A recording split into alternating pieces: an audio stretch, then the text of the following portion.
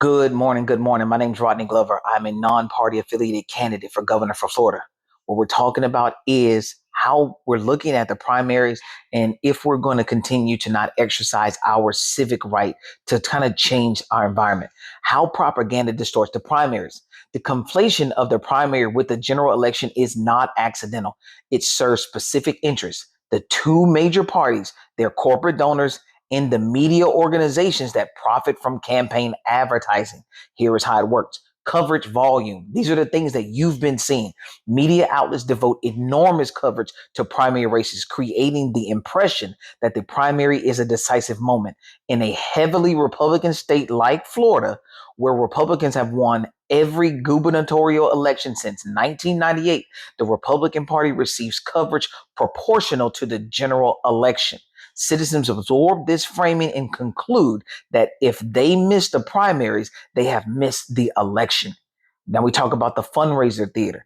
When Byron Donalds raises 81.1 million for a primary, more than most candidates raise for a general election, the money itself becomes the news story.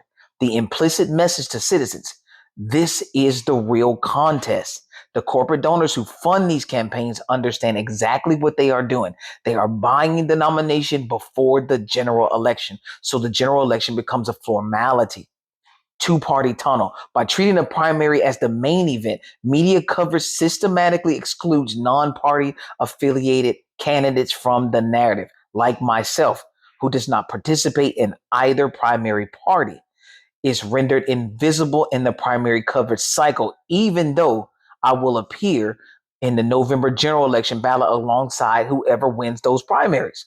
Citizens who invest emotionally and informational energy in the primary often disengage by the general election. They've already decided, they've already voted in their mind. This is especially true when the general election outcome appears predetermined. The result itself is a self-fulfilling prophecy. Low general election engagement validates the narrative that the primary was the real vote.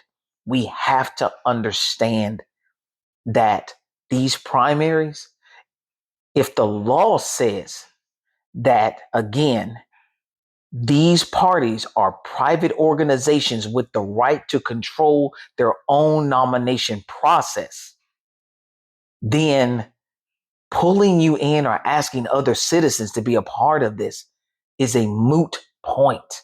It is completely moot unless the data is being used for something else that they're not letting us know.